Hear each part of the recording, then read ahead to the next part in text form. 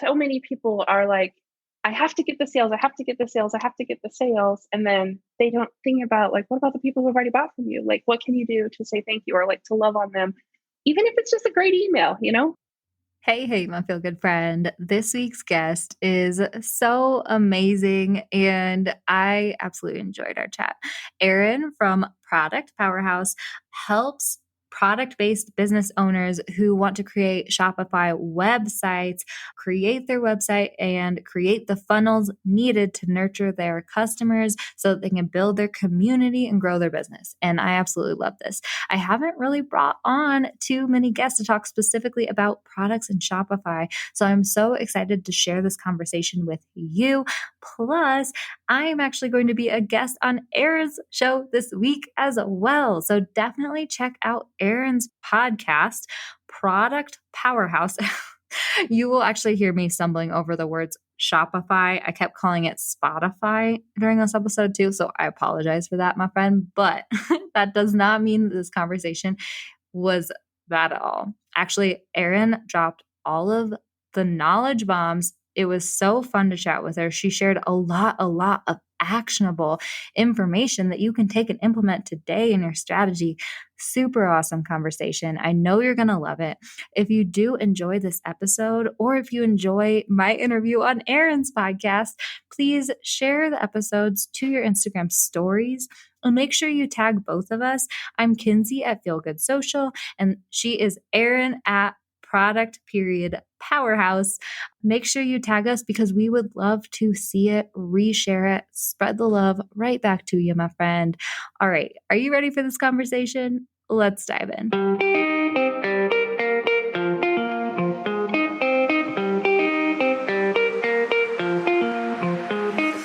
Hey, friend, and welcome to the Feel Good Social Podcast. I'm your host, Kinsey, and I'm here to help you market your business in a genuine way that works without wasting your precious time.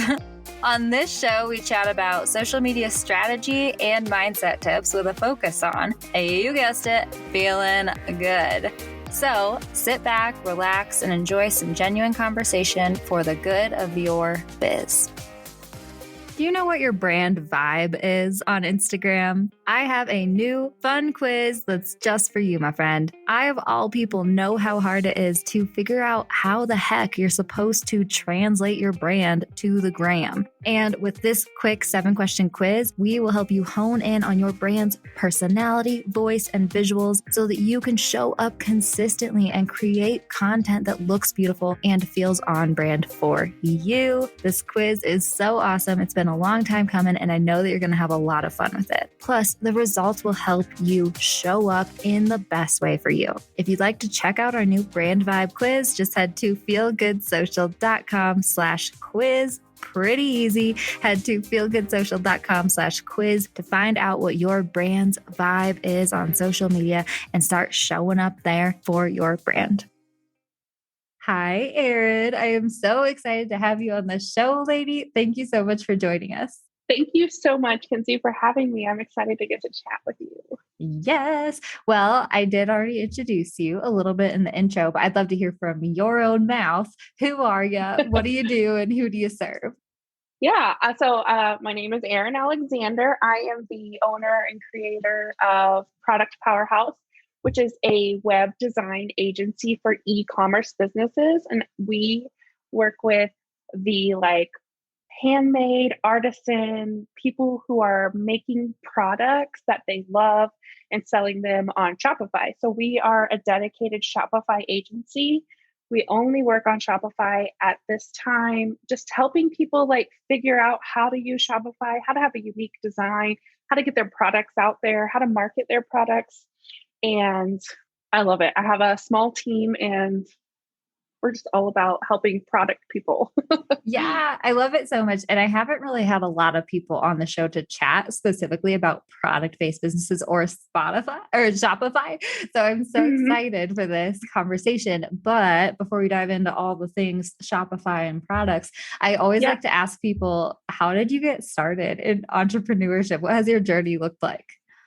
Yeah, it's been a little crazy. When I started my business, I actually had a dear friend who runs her own company, asked me to come on and be her assistant. And I had kind of been like thinking, oh, I could probably run my own company. And so I joined her team as her assistant, like her like right hand.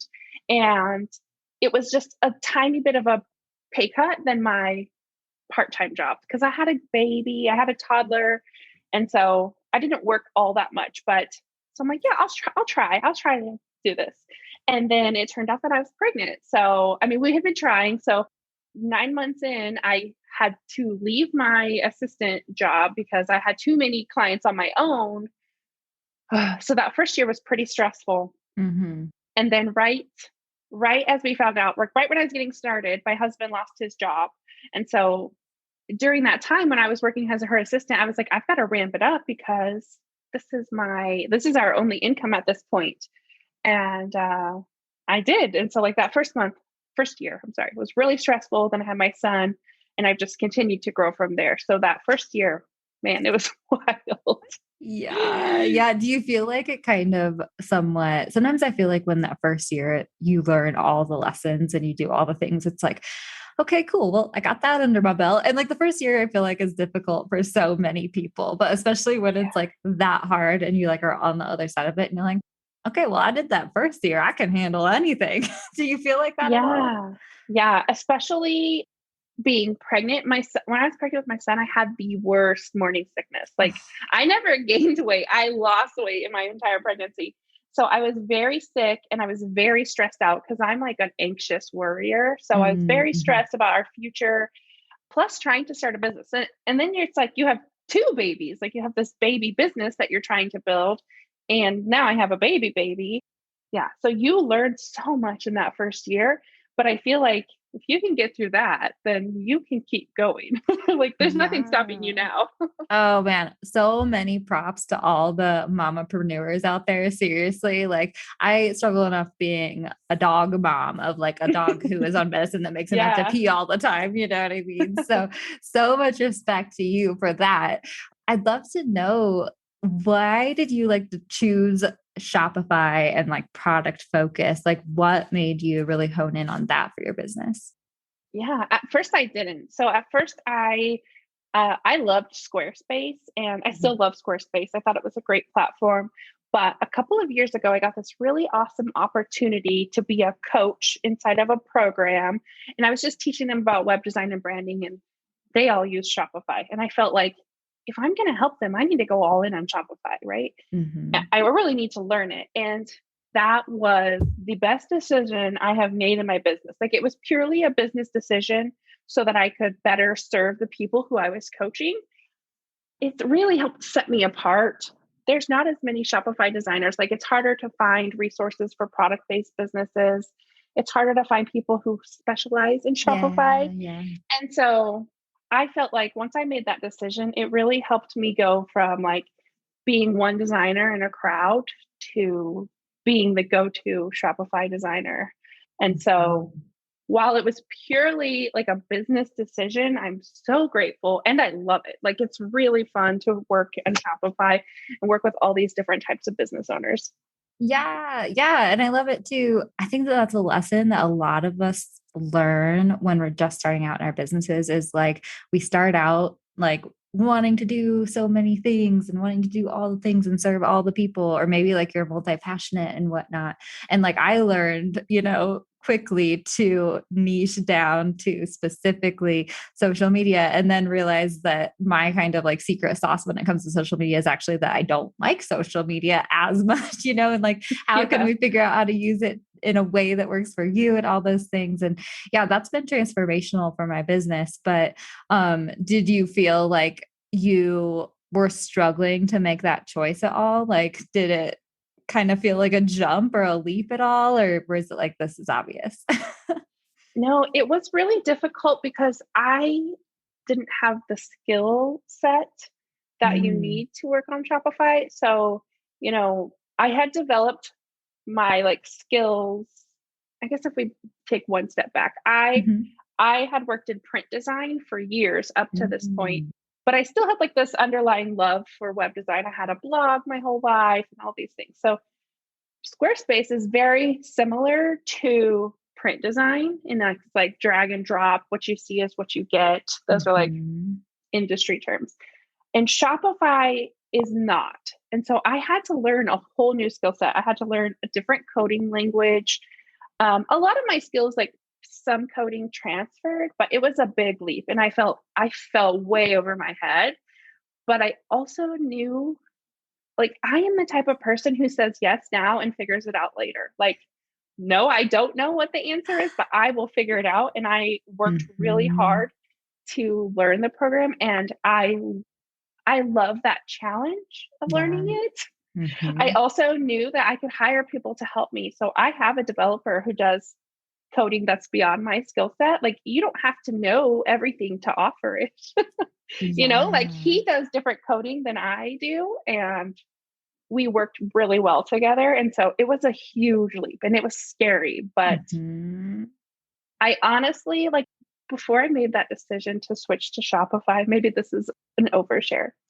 I was sitting in a bar with my friends and I was crying because, like, I hadn't made it yet. Like, I was still struggling to get consistent income. Mhm. My husband was still like not having a really good job, and it was at that moment, like it was in that same time frame when I got the opportunity to be a coach. And so it's like, I don't think if I had made the switch to Shopify, I probably would have gotten a job at that point.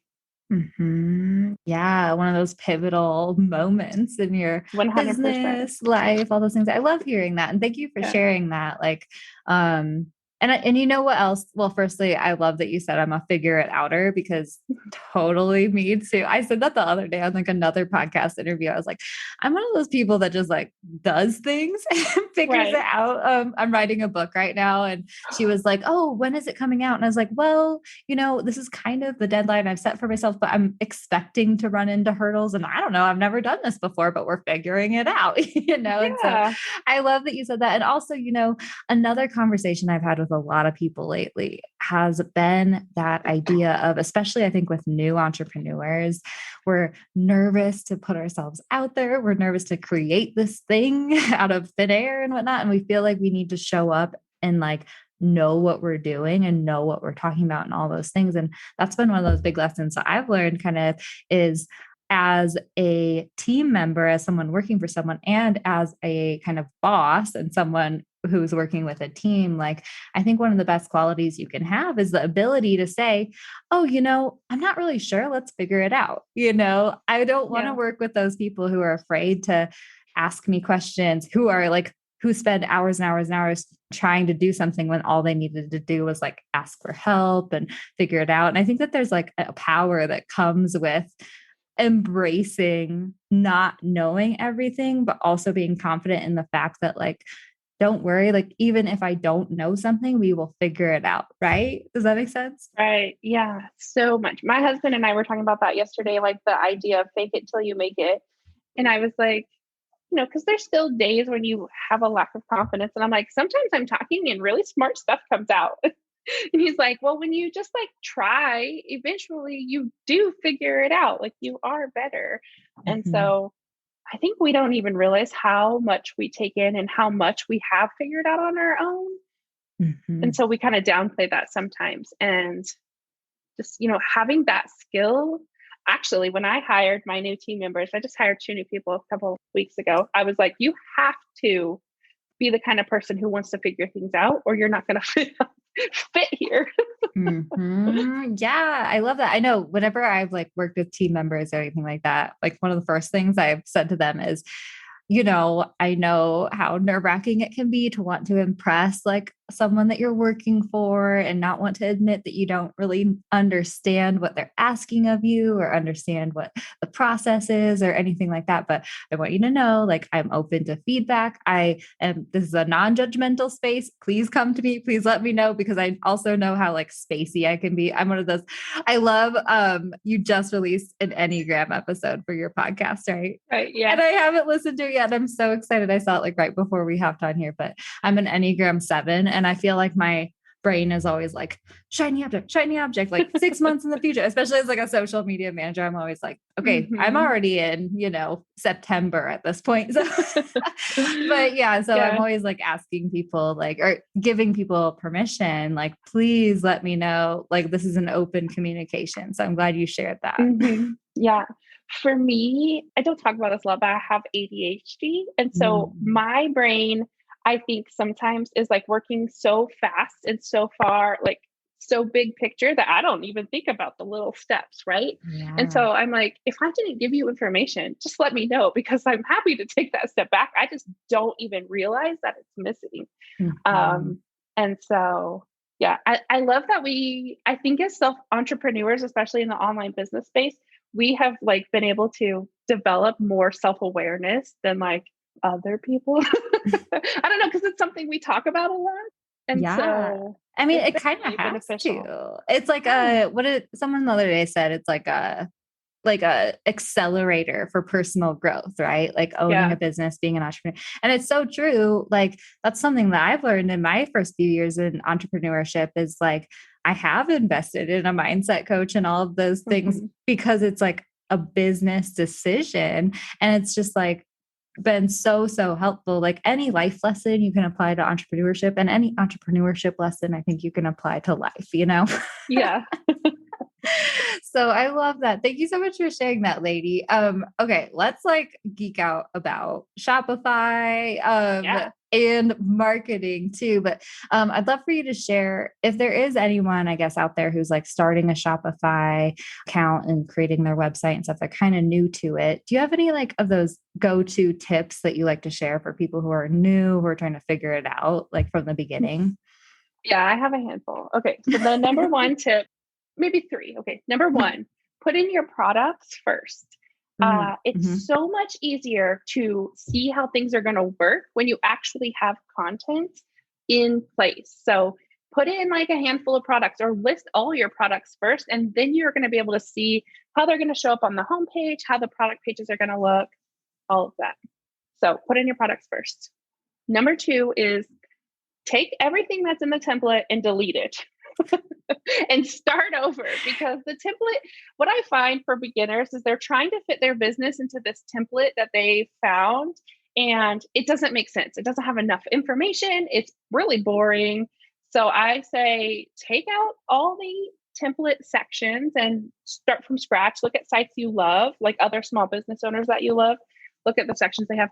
Actually, today's podcast on my podcast, Product Powerhouse, is by whole homepage strategy. I broke down every single section that I include on a homepage for a store, like in what makes it special and why we do it and the strategy behind each section.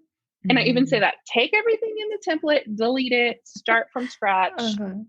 and use like you can use our podcast episode as a starting point to get you those sections that you need, because what the template has is just the developers either one being lazy where there's nothing there, or two showing off all the cool stuff, and you don't need all that. So Mhm. take that, get rid of it. And then number three, I would say, is you're not going to break it. So don't be afraid to try things in Shopify. Like it's not like WordPress where if you mess up, it's going to go away, which is a very common fear. Like you will not break it. So don't be afraid to try things. Like there's always an undo button. There's always like, you can put a listing back. And I think a lot of people, well, a lot of my clients are hesitant to jump into Shopify because they're afraid that they're going to mess something up, but it's not breakable. It's really not. Yeah. Okay. I love those 3 tips. I love how like actionable and like direct they are. It's like, okay, this Yeah. is what you I'm kind of gotta do. bossy. No, I love it. I love it too because it's like, I don't know. I feel like sometimes people share tips that are like kind of general and floofy and all those things. And these are like this, and this. And I love what you said about Yeah. delete all the template things. I do that too. I have a Squarespace site, and I didn't know if it was like because I'm kind of like have a creative brain in a way where I'm like, I want to create my own things versus like plug and play Yeah. sort of stuff usually. But that was like nice for me to hear that permission too, because I'm always like, I've tried like to like get this template or start with this thing. And I always end up just deleting that stuff anyway. So it's like, just start with a blank page, Kans. Yep. When I worked in Squarespace, that's what I did too. I'm like, actually, we're like, as designers, we're like, we start with this one because it has the least amount of content we need to delete. Yeah. Oh man, I love that so much. That's so funny. Yeah. I'd love to know a little bit about a lot of my listeners, I think sometimes struggle with copy when it comes to Mhm. especially their products and messaging and stuff like that. Do you have any tips for copy and messaging when it comes to products? Yeah. I'm not necessarily a copywriter. I will help my clients work on their copy on their homepage. Mhm. Product descriptions, I feel like, are a whole nother ballgame that I haven't mastered. But on your homepage and on your website, I think it's important to talk to your customers. The biggest like lesson I try to help my clients understand is that people are choosing to shop small. Like it's rare Mhm. that you have a product that they couldn't just pick up at Walmart or something similar, you know? And Mhm. so it's not a bad thing. Like that's fine. Like that's great. But they're choosing to shop with you. So you get the opportunity to like show off your personality, to talk to them, to connect with them on a personal level, to pull them into the story. Like that is your opportunity as a small business owner.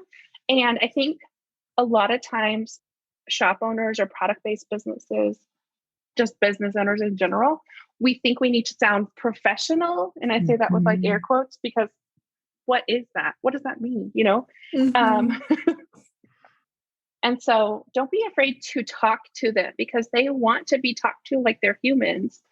They want to connect with you on a personal level. They want to like be a part of the story. Otherwise, they just pick it up next time they go to the grocery store or order off Amazon and they don't want that. Mhm. There's a reason they're choosing to shop small. And so that's Lady, my I biggest tip with love copy. that. I love it so much. And I'm laughing over here because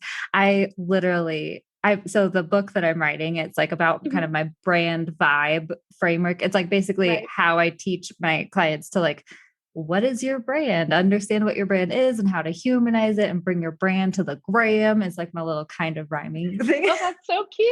I love it. Yeah. Well, and I literally, oh my gosh, like part of my brand story is like feeling like I needed to be this professional, shiny entrepreneur when I was just starting out. Right. And so literally I was just typing up earlier in the page in the manuscript, like professional in air quotes. We don't need to be professional. We need to be human. And I think a lot of times, product people especially struggle with that for whatever reason, right? Like when you're a service provider and you're the person like interacting with your clients and giving that service, like we can understand how that personal connection is really needed. But when it comes to the product stuff, that's like there's this disconnection there a lot of times. And so thank you so much for saying that because it's so true. And exactly, it's like giving people a reason to choose you, which is literally what I was like typing up earlier too. It's so funny. I was like, yes, because yeah, it's like there are so many other businesses out there just like yours, right? Like, why should people choose you? And you are the unique factor in your business usually. Like, what is the unique factor in your business? And make sure people understand that and know that. And that is why I choose to shop with different people. I work with Blue Moose Metals. Leslie is one of my clients, and she has a Shopify account. So I know she's going to love this episode. And yeah, like the reason I love Blue Moose Metals so much is because they call themselves like a not so family friendly family business because they have like, they talk about beer and they have like, they create like bottle openers and whatnot. And awesome in Montana, which is where I grew up. And they like make poop jokes all the time and they like they're hilarious, and that's what makes them special. And so I love that you just like told everyone that because I think that product-based businesses need to hear that, especially sometimes. Yeah. I actually had a really great conversation in Instagram DMs with someone who just like follows along with me on my podcast. And she's like, I always felt like I couldn't put any part of me on there. Like it had to be very polished and professional because that's what, like Target does. And I'm like, yeah, but you're not Target. And she especially has a product that you can pick up at Target, at Walmart. It's any big box store like that. And so it's like you have to differentiate yourself. And that's what You makes have you to. special. It is. And it's what makes people like, it's what develops your brand affinity. It's what makes them like Yeah. want to buy from you instead of just like Googling metal bottle openers, or whatever Yeah. it is. Right. And so I love Yeah. that so much, lady. Yeah. Okay. Thank Let's you. talk about marketing a little bit, geek out Yeah. about Shopify, marketing products, all the things. I guess like, what are your go-to tips when it comes to like helping your clients like start to market their products online and stuff? Have you been wanting to create a new website? My friend, I have just the website template shop for you. I recently used one of the templates from the gals at Go Live HQ to create my new author website, and it could not be more awesome. Not only was the template super easy to use, I swear it was laid out perfectly already, so I customized it with my own photos and copy in like 2 hours. But also, it ended up looking so freaking beautiful in a way that I know I would not have been able to achieve if I'd started from scratch. Go Live HQ has tons of beautiful Squarespace templates so you can easily create and launch your dream website in just a few hours and not have to keep tweaking things forever until it's 6 months later and your website still isn't live. That may or may not have happened to Feel Good Social's website. So believe me, I feel you on that. And the cherry on top, the Go Live gals created a coupon code for you, my Feel Good listener. Just head to feelgoodsocial.com/go live and use the coupon code feelgoodsocial to receive 10% off your template. Again, head to feelgoodsocial.com/go live and use the code feelgoodsocial for 10% off. Pretty cool, huh? I cannot wait to see which template best fits your brand. I went with a Jada Ellis template myself for KinseyAlyssa.com, but it was seriously a really tough choice. So when you do, head to feelgoodsocial.com/go live and snag your new template. Make sure you send me the link to your new website because I definitely want to see it. All right, let's dive back into this episode, my friend. Yeah. Oh man. I feel like there's so many different avenues for marketing. Like I Mm-hmm. always say that there's two different types of marketing for product-based businesses, nurturing your existing audience and creating a new audience. I think on Mm-hmm. a website, a lot of what we do is nurturing your existing audience, like setting up rewards programs and setting up sequences in your newsletter. That's like Mm-hmm. nurturing people who have already heard about you.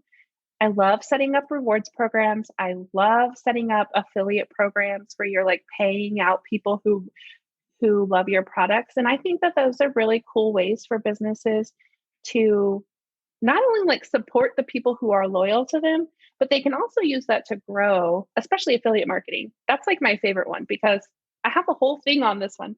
But Yay, affiliate dish it up. marketing, I'm over here like excited. let me just nerd out. Okay, Affiliate yes. marketing is amazing because it rewards the people who are loyal to you, right? So your Mm-hmm. core fans, like they can sign up for a link where they make like cash or free products.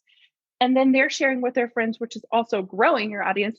So that's like the two levels of marketing in one thing. And yeah, it takes work. I've heard that like problem. They're like, it's like a whole thing I have to manage. And I'm like, yeah, it takes work, but it works on its own. Like after you do some nurturing, you do some setup on the front, you create some sequences, you take care of your affiliates, and it just grows exponentially.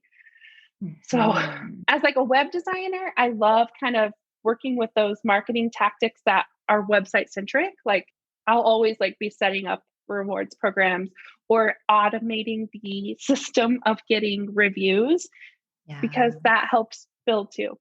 Um, I love that so and much. Can we then talk about this just a little bit more? yeah, I'm like, okay, let's geek out about Philly. yeah, Because okay, so firstly, when it comes to affiliate marketing and whatnot, I love this too so much, especially for the product-based businesses. But is there anyone who you definitely recommend it for, or anyone that you're like, maybe they don't need to do affiliate marketing? yeah. I think affiliate marketing, it works really great for products that are consumable. And I don't mean like but you eat them, but like that have to be reordered a lot, like Mm-hmm. candles. I have a client who has a handmade candle shop and she does probably 25% of all of her sales come through her affiliates. And it is Mm. substantial, like how well she does through that. And a lot of people sign up for her program. Another client of mine that is really successful in her affiliate program is a soap maker because they Mm. get it hooked on your soap and then they come back and order. And there's like tools in your website that track those orders. So people are making money even if they didn't actually click their link. Those are called cookies. And so I Nice. think it works really well for those. I think it's maybe a little different when you have a really high-end product. Like I have high-end jewelers who are like charging over $1,000 per piece, and it doesn't make a lot of sense.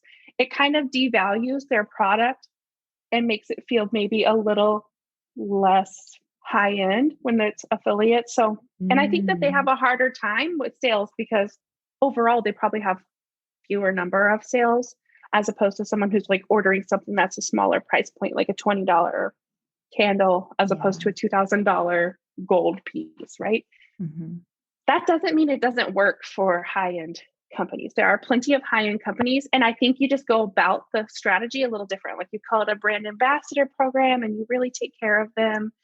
Another one of my clients who is really successful with her affiliate program does sell jewelry, but it's like more of like the lower end, like $20, $30 pieces instead of $2,000 pieces. Mhm.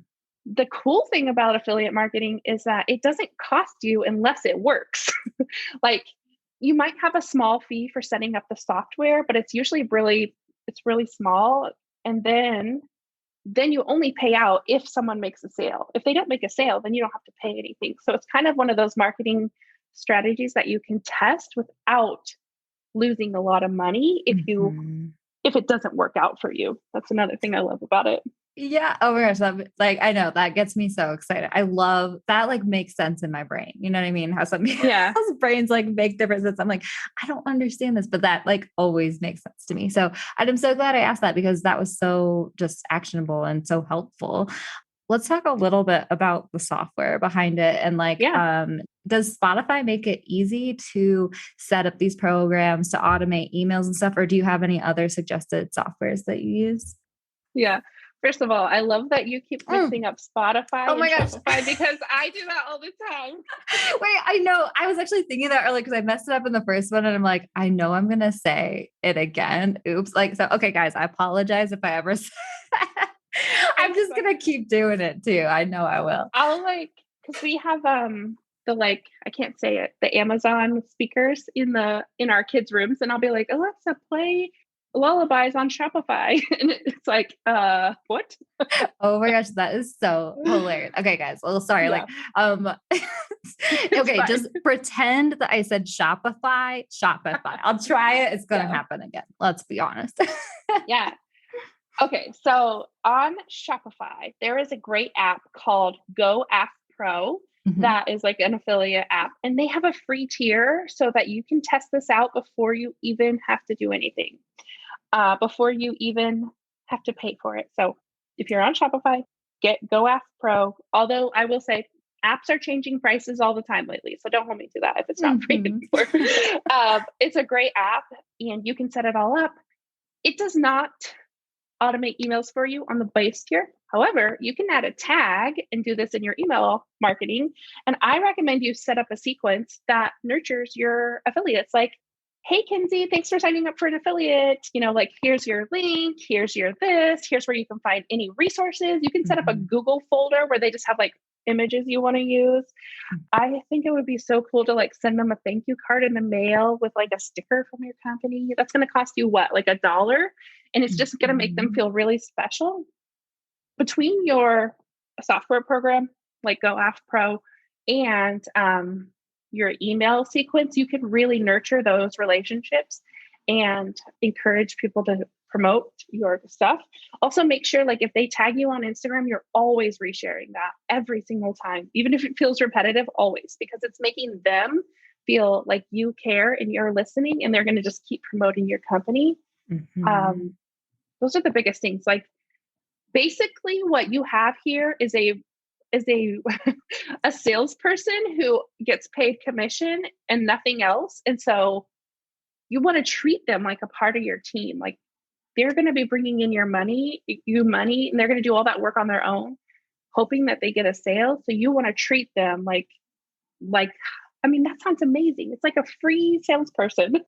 Yeah, I wish I exactly. had people affiliating for me. I know. I'm over here like, okay, guys, like, how can we come up with a feel good social affiliate? But Yes. no, I love that so much, and I think that that's something that a lot. of new entrepreneurs, especially kind of like forget about, right? We get so sucked into the let's grow our audience. How can we grow our audience? How can we be more visible? How can we whatever? And we forget about nurturing our hottest leads and our most loyal fans and the people who are going to like love us and recommend us and all those things. And that's really like what I promote the most when it comes to marketing on Instagram and marketing on social media, right? Like, and that's what I tell people who come to me for like one-on-one services and stuff like that is like, okay, especially when I was focusing more on the one-on-one management, like the monthly management for clients and stuff, I swear most people would come to me and be like, okay, like how can we grow our following? How can we get these numbers in this many months? And I'm like, dude, like your following will grow. But I think that like the biggest goal and the biggest, like most like rich part of the resource, I guess, is like nurturing those people who are in your community, right? And like when you can do that, then your audience will automatically grow because that's when those people in your community are feeling heard, loved, seen, and want to just like shout about your brand to the world, right? Yeah. I love that about your style. Like I've listened to so many episodes of your podcast and I just love how you're like, when you do these things, then people will naturally come to you. And it's not necessarily about like seeking them out and trying to find them, but like doing the things and attracting people to you. And I just love that philosophy. And I think that that's how I've also grown my company.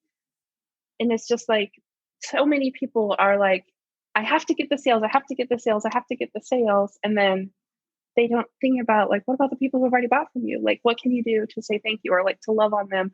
Even if it's just a great email, Yeah, exactly. And I love what you said about automating as well. Can you tell us a little bit about automating the review process after the sale? Yeah. Yes.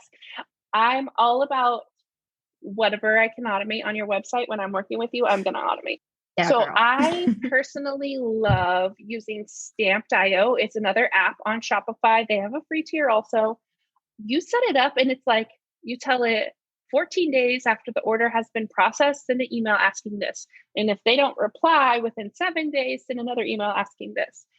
I have found that to be the most successful. I have tried doing that within like the email marketing system and they come from a different source. And so it just doesn't, it's not as successful. It's not, people don't fill it out as often.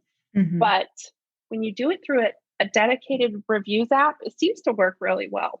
So basically, every client that comes to me, unless they've already fallen in love with a different reviews app, I'm setting up Stamped.io on their site. And then what happens is we set it up so that it automatically publishes any reviews that are like 4 stars or 5 stars. And then I have it set so that if you get a 1-star review or a 2-star review, it sends you an email so that you can reach out to them because that's an opportunity to fix whatever was wrong. That's an opportunity to make it right. We can set it so it automatically publishes those, but I think it's more important to address them before it automatically publishes them because you want to show that you take those reviews seriously. So we set up all of that. We even set up thank you pages so that it's automated. Once they publish, it goes to the thank you page. You can offer them a coupon. It's really cool. And it all happens within that app, but it's just like a matter of like going through the process and getting it set up. Oh my gosh, I love it so much. So Stamp.io, you said. Yep. Stamped.io. Okay, Stamped.io. And if you guys need help setting it up, go to Erin. Because that's why I'm over here thinking, I'm like, girl, I'm going to send you all my people who use Shopify. I said it right. I have an episode all about reviews on my podcast. So there's a blog post that's going with that. It has all the links that you would even need. So if you're having trouble setting that up, definitely come to our website. Heck yeah. Send me a DM on Instagram. Send her a DM on Instagram for sure. Oh my gosh. I know. I'm so excited to like listen even more to your podcast and dive deeper into like the older episodes, Oh, this is so exciting. I love, okay, let's talk about podcasting real quick. Let's take a sharp left turn. Because I am geeking out. We were chatting before we started recording. We don't always meet like other podcasters and all those things. So why did you decide to start a podcast and what did that journey look like for you so far? Yeah, I had wanted to start a podcast for probably like 6 to 8 months before I actually took the plunge. And it happened. I was at a live event and they were just asking questions. And I felt like, oh, I could answer that. I could answer that. I could answer that. Mm-hmm. But I had like fallen off the blog train. Mm-hmm. And and I thought podcasting just seemed up my alley. Like, I'm a talker. I can talk your ear off. I mix up words all the time, but it's fine. Girl, I'm raising my hand over here. Shopify and Spotify, man. Yeah. And so I wanted to, those are like silly reasons, but what it is I really wanted to help people at a bigger level and on a bigger scale, because I mean, I'm not going to lie, we spend a lot of time on websites, so they are expensive. Like, we spend 60 plus hours on every website we work on. And so they're expensive. It's a lot of money. And I get that people starting out can't afford that. And I don't think if you're starting out, you should spend that much money. And so I wanted to be able to help people on a bigger scale with more specific things. And so that's why I went into it. And I feel like it was one of the best decisions I made. Like, I have discovery calls with people who are like, I feel like I'm talking to a celebrity because I've listened to all your episodes on the podcast. And like, and I'm just like cracking up because I'm just like someone who sat on her floor while her family was sleeping, recording podcasts that night. Yeah, lady, I totally feel you on that too. Because I was recording in my closet for the first few months, editing all my own episodes, all those things. Finally graduated out of the closet. Now I have this little foam tent for my microphone or whatever. But for sure, I think that I think the podcast is such an awesome way. I love your take. That's how I kind of felt about social media too, right? Like, I started out trying to kind of create this like management agency, but I realized who I really love to serve are those new down to earth entrepreneurs who are figuring it out, who are just starting out, who are wearing all the hats still and all those things. And that's where I kind of like shine. But like, social media management takes a long time too. And it's even less important in a lot of ways than frickin' website design. You know what I mean? But you still have to charge so much. And I'm like, how can I like create a business that is helping to serve those people in the best way and stuff? And so that's kind of, I felt that with like the start of my podcast too, lady. That's awesome. Yeah. Oh, that's so man. Fun. Okay. So quickly before we end, I would love to chat with you just a little bit about like specifically social media marketing and Spotify and anything like that. Like, do you have any tips for people who are trying to market their products on social media specifically? Yeah, I think it all goes back to the same things that we've been talking about, like be yourself, show your products, attract them to you by like showing how your product works. The biggest mistake I see some people make is they'll post something and they're like, okay, get this at my website. And it doesn't even like connect with people in the caption. It's just a picture of their product. And I just want to say, like, you got to give them more, right? I don't know. I don't feel like that the social media marketing or telling people how to sell products on social media is my like area of expertise. But I think the products that I'm willing to spend money on, the products that I love buying from small business owners are the ones who are from people who have like shared a picture of their kids spilling their cereal on the floor. They shared a picture of their messy desk. Like, they're not always trying to sell me, like hard sell me on stuff. They're just kind of showing what their business is about and who they are. And then I'm like, yeah, I want to buy that, even though I don't really need it, like. Oh my gosh, so much. I so feel you. I love chatting about that. Like, I always am buying stuff that like, do I really need it? No, but I really love the artist who created this. And like, I have all of these earrings. Like, I'm one of those people, I hardly ever change my earrings out, like, cause it just doesn't happen. I wear the same necklace for like months and months and finally take it off one time. And then I don't wear it for months. And then never wear it again. Yes. Yeah. And I have all these earrings over here that like, I never wear, but like, they're so cute. And like the artist who created them is so amazing, so thank you for that. And I also really, really loved what you said about resharing people who tag you. Right? Like getting that conversation started, just using social media as an audience nurturing thing. And like, people love to tag products. And so like asking your audience, hey, share this photo on Instagram, make sure you tag me, and then resharing it really, I think, helps to cultivate community. So I love what you said about that earlier. Yeah. I think that when you reshare when people know that you will reshare, they might be like, oh, I want her to reshare mine, right? Yeah. And so I think that's one reason you should reshare, to like set that precedent that you're the type of person who reshares other people's content. Also, they're taking time out of their day to tag you because they like you. Like, they're not going to tag people they don't like. Mhm. And like, we get busy. I don't always tag every business I order from or every unboxing, but it doesn't mean that I didn't love them. So as a small business owner, just remember that you might find that people aren't tagging you, but it doesn't mean that they didn't love what you offer. It's just that they got busy. They kept meaning to. They didn't have a good picture. It was dark in their house. Yes. Yes. Okay. Thank you so much for saying that too, because I do know that that's something, I mean, I think that that's a lesson that even service providers can learn and all those things, right? Is like, just because someone doesn't, for us, share our podcast episode to their Instagram stories, like I ask you guys to every episode, just kidding.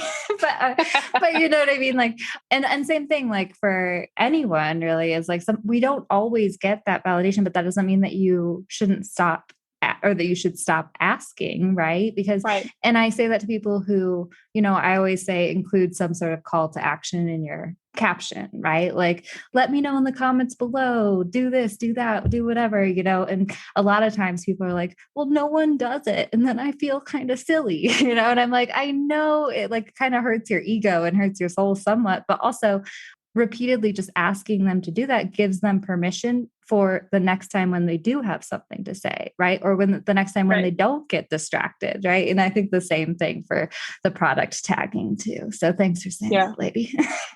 It makes me think of that question box on Instagram stories. Or like, you're like, Yeah. ask me anything. And no one ever No one asks asked. me anything. And then you're like, Mom, can you go ask me like 5 questions? Yes. Yeah. You can I've like totally send not done yourself, that. you can Yeah. send yourself Oh, questions. there we go. Yeah, I love it. I mean, I don't know how I know that, I but don't know. Lady, no shame at all. Oh my gosh. It was so funny. Oh, one of my friends who I've had on the podcast, Liana Mar, she did an episode all about Instagram reels, and she's like so badass. I love her. But she like put up this reel the other day of like, no shame. Like she like went and was the first like on her post or something on Instagram, and then created a reel about it. And I was like, oh, lady, yes, like no shame. Like, we got to do what we got to do. Like, I feel like we need to take the shame out of promotion in a way. You know what I yeah. mean?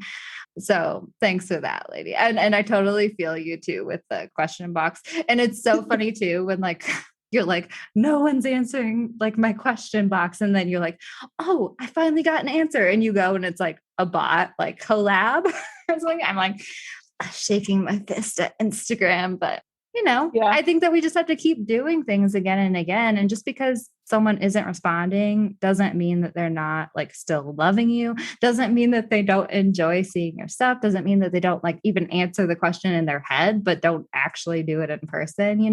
So Right. I think that's such a great reminder. Just take the ego out of it, keep showing up for your people, keep showing up with love. And like, I'm one of those believers that like energy is transferable through the screen. You know what I mean? And so that's kind of how I teach it too.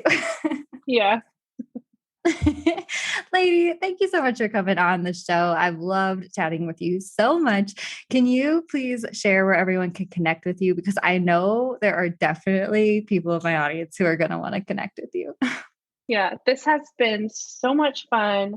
And we're going to do podcast swaps so they can listen to you on my podcast. Yay. I'm excited for that. So you can find me, I spend the most time on Instagram. No shame. But you can find me at Product Powerhouse. Actually, it's at product.powerhouse. If you just type Product Powerhouse, you'll find me. And then my website, where we have lots of tutorials and like specific things for these things we've talked about today, is productpowerhouse.co. Yay. Okay, cool. And we'll link everything in the show notes. And like, for sure, Awesome. I'm going to send my client Leslie from Blue Moose Petals to you guys too, because So good. they've been like Awesome. talking about their website and stuff. But thank you so much for joining us, lady. I love chatting with you. It was so much fun to talk to you. Thank you. How awesome was Erin? You guys, I loved chatting with her so much. And she was just like dishing it up, right? Like, wow, I was kind of blown away and I loved everything that she was saying. And so if you do want to connect with her, definitely do go listen to her podcast. She shares all the tips, believe me. And I hope that you really enjoyed this episode. If you did, don't forget to share it to your Instagram stories. Tag me at Feel Good Social. Tag Erin at product period powerhouse at product period powerhouse. Man, I'm just stumbling over my words today, I tell you, but definitely tag her, tag me. We would love to see it, reshare it, spread the love right back to you. And I hope that you have a wonderful week, my friend. I will catch you next time I catch you. Thanks so much for listening, my friend. For show notes and a whole lot of other awesome freebies, visit feelgoodsocial.com. Simply go to feelgoodsocial.com for all the goods.